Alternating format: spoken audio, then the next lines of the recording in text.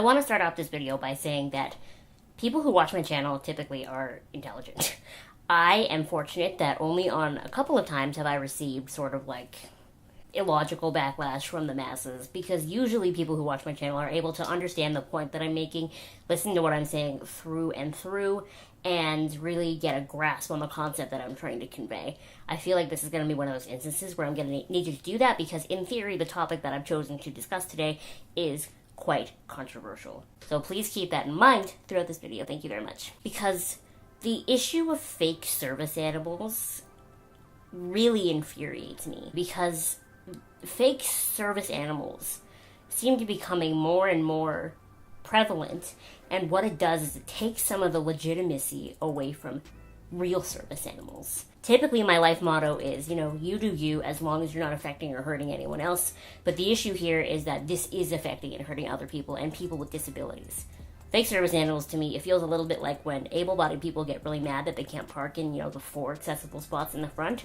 That's kind of what it feels like. It also kind of reminds me of, whenever my friend Katie and I go anywhere together, usually at, Union Station in Toronto, I usually have to wait for the elevator or beeline it to it, because it gets full, sardine squished full of able-bodied people very fast. And I know someone out there is going to be like, but you don't know that they're all able-bodied. Odds are 80% of them are able-bodied, especially when they're all as young as they usually are. I usually have to sit there and wait for the elevator sometimes 2-3 times, because there's just hordes of able-bodied people pushing past me to use the elevator when there is a staircase right beside it.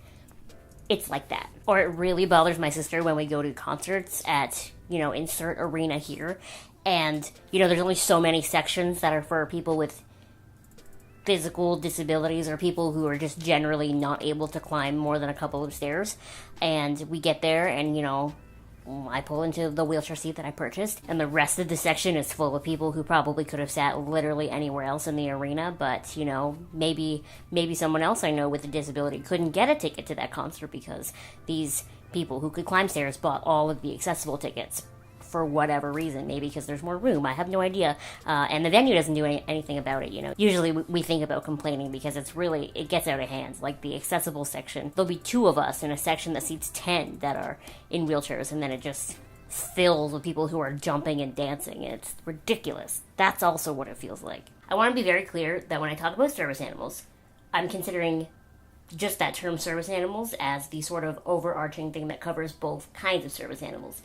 So a service animal, I guess in the more traditional sense, is an animal that usually costs $1 bajillion. Typically it's a dog, or I think I've even read that sometimes it's a small horse. I've never seen that before, but so it's typically a dog, like a retriever of some kind.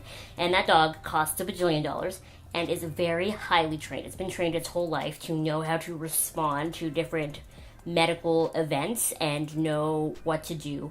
And that dog is typically for people with disabilities that have a sort of physical attribute to them. So I know a woman who is the sort of the basis of this story. She is blind and she has a service dog. And I know people who have, epilepsy and they have service dogs, that sort of thing. Now there is also a legitimate branch of the emotional support animal. Some people don't know that, but there are legitimate emotional support animals.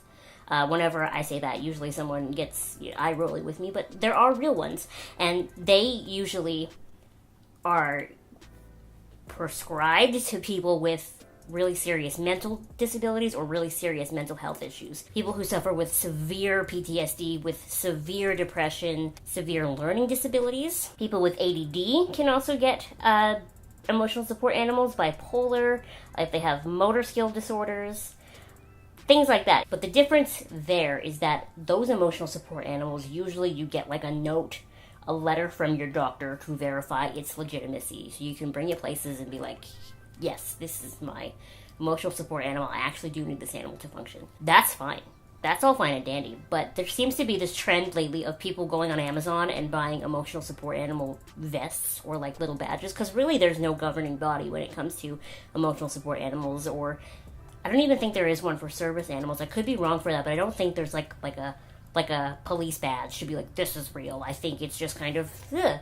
So this is also a really controversial issue, but people really throw around anxiety and depression these days. Even people who don't really suffer from it, it's almost become trendy these days, unfortunately. It seems to have mental health issues. Now, it could also be as a result of the climate we live in, but I feel like anybody who experiences natural nervousness in situations where they would be nervous, they call that anxiety, and then say they have an anxiety disorder, when really all they were doing was experiencing anxiety, but without the disorder. Does that make sense? You can be depressed without having depression. You can also have anxiety without having an anxiety disorder. And I think that line is unfortunately being a little bit blurred.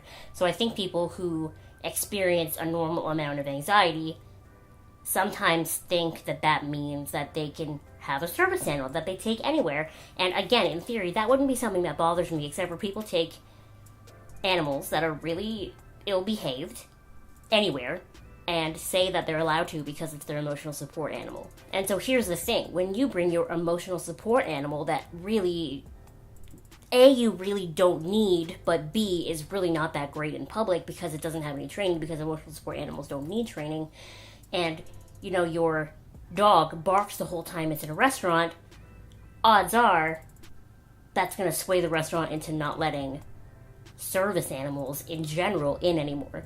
And so what prompted this is, I know a woman who is blind, like very blind. When you look at her, you know she's blind. She has a service dog, and she went to, I'll say it was a restaurant for the sake of the video, a restaurant, and they wouldn't let her in with her dog. And she was like, look at me, I'm blind. Like, I'm very clearly blind. I need my service dog. I'm meeting some friends in here. The friends were, you know, sighted. So she was like, I just need to come in here. You know, we'll figure it out. It's fine.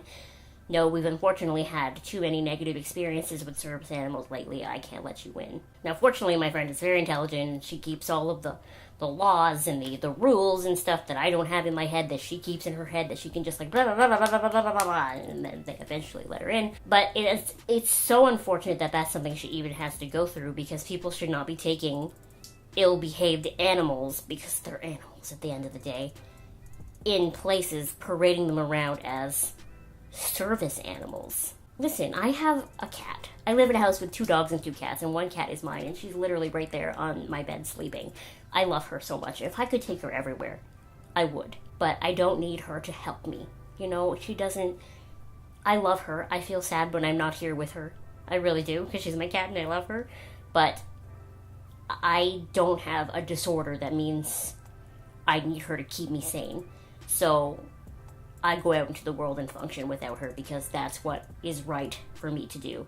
And that's just how I see it, but I would be interested to know your thoughts, and make sure you let me know in the comments below. What do you think of the whole service animal situation? It's a hot topic. Every time I bring it up, people just usually blindly yell at me, and they don't listen to the words that I'm trying to say, which I feel like is going to happen in the comment section of this video, but that's okay. It happens every now and then. Make sure to give this video a thumbs up, and subscribe to my channel if you have not subscribed already, and I will see you next time. Bye!